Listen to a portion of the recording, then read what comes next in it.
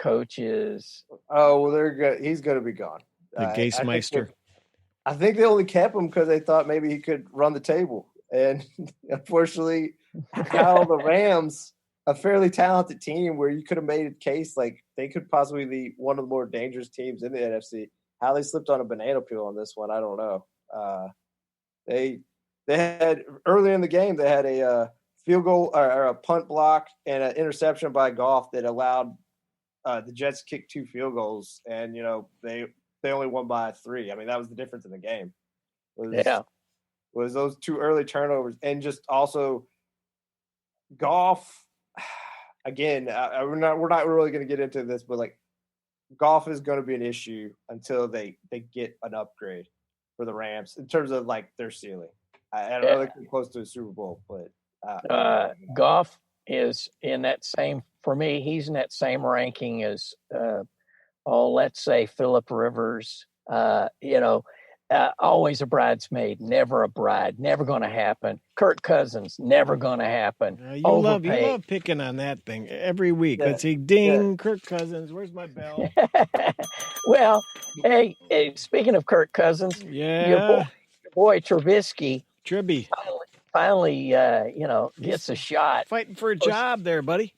Oh, I know, and I don't blame him. Yeah. And Nagy should be looking for a job. I mean, he can't coach Little League. I'm sorry. Get him out of my face.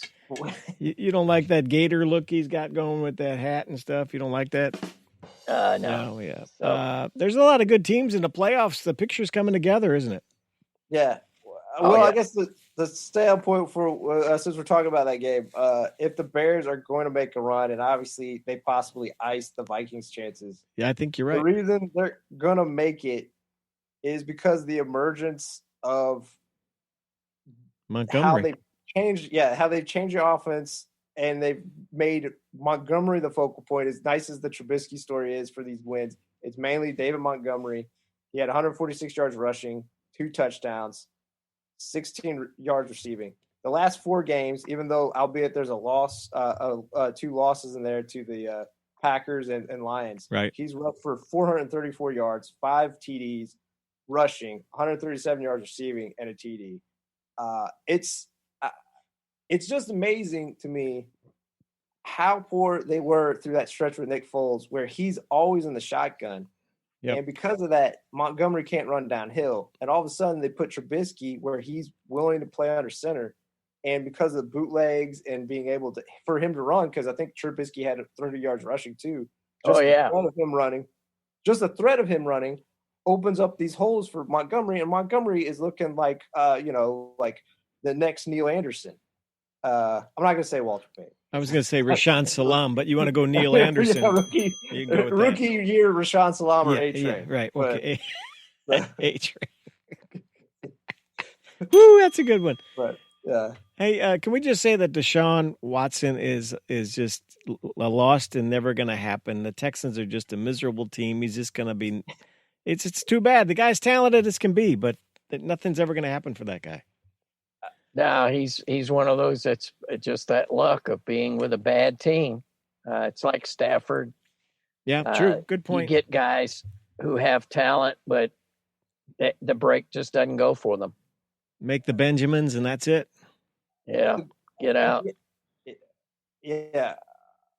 It's crazy. They played 3 weeks ago, and it essentially ended the same way. They were driving to tie or possibly win if they go for 2. He throws a pass to Kiki QT, and Darius Leonard comes up behind him, peanut punches is out, and they get a touchback, and that's it. And the crazy thing is, 3 weeks ago, if you remember, Deshaun Watson was crestfallen. Oh, yeah. He went over to the side, and he put the towel over his head, and he didn't want to even look up. He was so crestfallen. And you could just tell, kind of like what you're all talking about, like how just these last 2 weeks, like he's just like, at this point, he's like, whatever. Yeah. Like that was his look. He was just kind of laughing to some degree. He's like, there's nothing I can do. It makes a good commercial, though. It makes a good commercial for whatever that is, vital stats or something. Okay, what else about the week 15 of the NFL? I do want to say before we go off the Colts game, just because Rivers did start off really rough. First 5 games, he threw 4 TDs to 5 INTs. since then, he's 18 TDs to 4 INTs.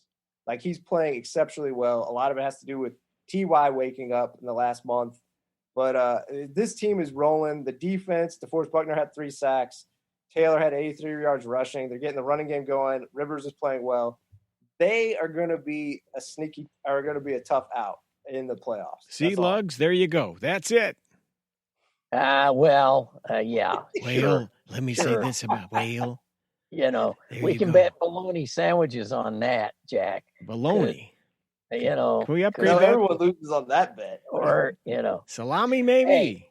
Yes, salami.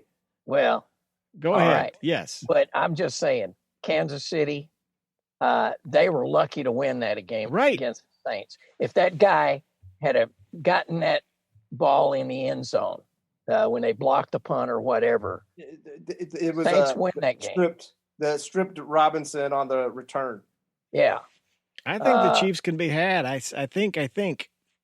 Well, it's kind of like they truly are one of the few teams I've ever seen that they can just flip the switch.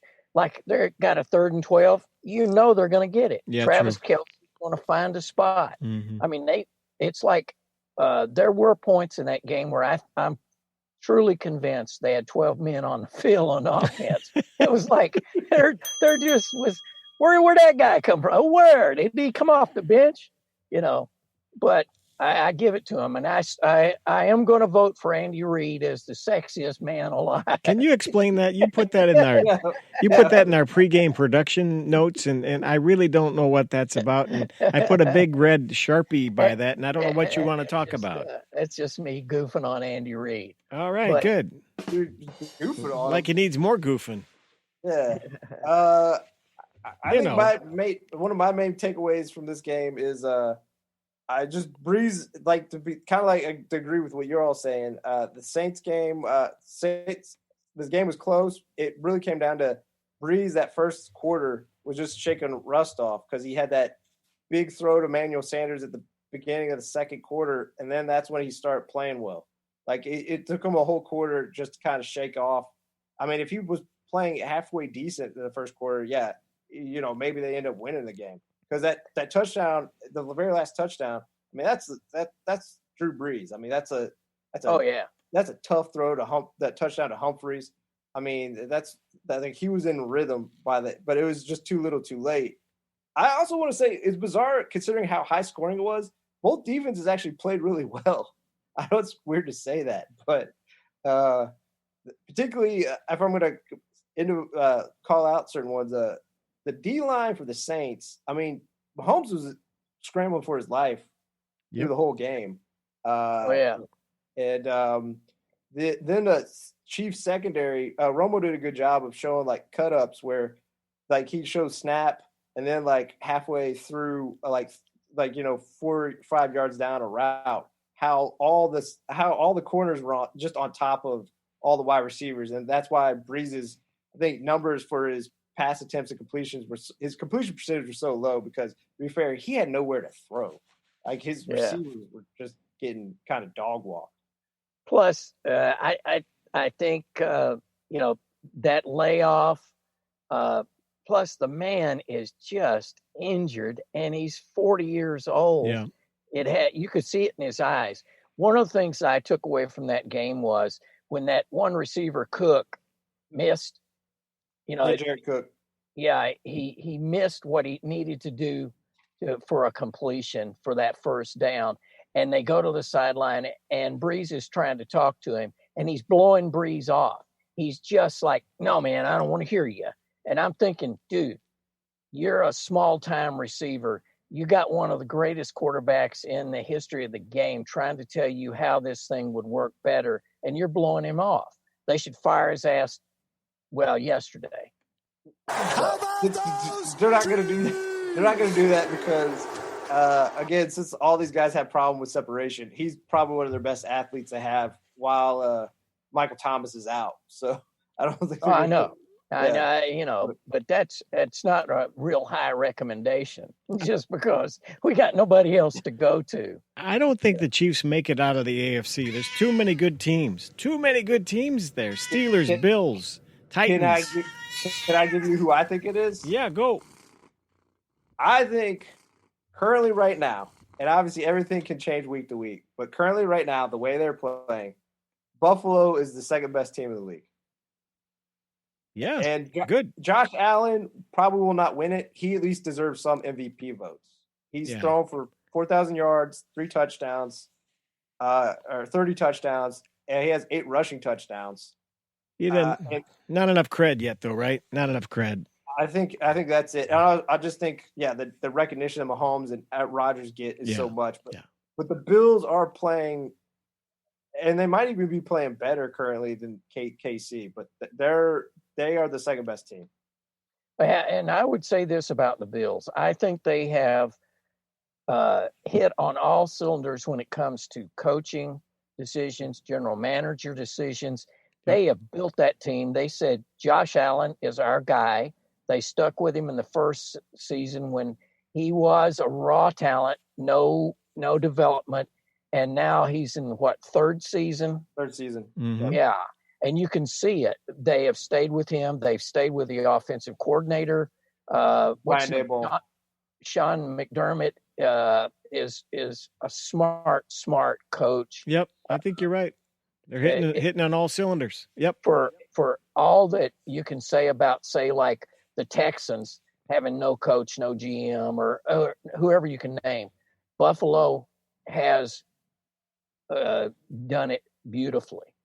Well, I think the Browns have too. I think Stefanski was a great hire as head coach. Yeah, and I also I'm going to say it. I'm ready for you. What are you going to say? Well, Mayfield doesn't have to worry about feeding the ego of that one receiver who's been busted up and can't play this season. His life has improved a bunch. He who shall not be named. Right. So anyway, I agree. I will. Yeah, I will say. Yeah. Also, one of the teams built the right way. Cleveland. You look at what Barry has done in the front office. You look at what Stefanski's done with the offense. And I know some pieces were in place, but not the elements weren't playing well last year. Got to have some glue, man. Glue. It's just how much better. Like the running game was going last year, but the passing game was off. Baker went from the end of last year being like, maybe he's not the guy we saw flashes of his rookie season, to now again kind of solidifying himself as like, this is a guy who can win in the playoffs, or he has the look of it. And I know the score wasn't sexy. It was a 20-6 game, but if you watch that game, it was just a business-like win by a good team against a bad team. Yeah. When they got in the red zone, they didn't allow any touchdowns.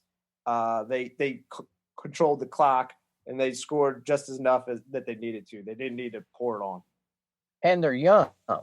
You know, at the end of games, they're still there. They're still playing hard. Also, I would say, I don't know this for a fact, but I would say Baker is under center more than any other quarterback in the league, which gives those two backs a chance to build up a head of steam. So when they hit those creases, man, they're moving. Yep. They don't just stick it in his gut and then he has to take off. Light him up. Right. And plus again, they are playing to Baker Mayfield's strength, which is get outside the pocket. He's not a pocket passer. Yes. And they're playing to his strength.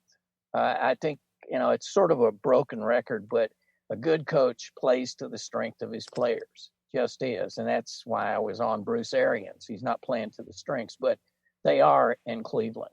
And it's fun to watch them. They're fun to watch. Yeah, I agree. And they're getting a lot of notice, and good to see him in the prime spotlight the other night. And why not? Yeah. Since Lugs kind of hit on it, speaking of coaches that don't play to their strengths, going back to the Thursday night game, if you watch the Raiders versus Chargers game, that the Chargers were able to come back and win in overtime off of a deep pass that Herbert hit, I believe, Guyton on, and then was able to sneak it in for the touchdown. Herbert had 200 yards passing and 2 touchdowns, or essentially 200 yards passing and 2 touchdowns in the first half.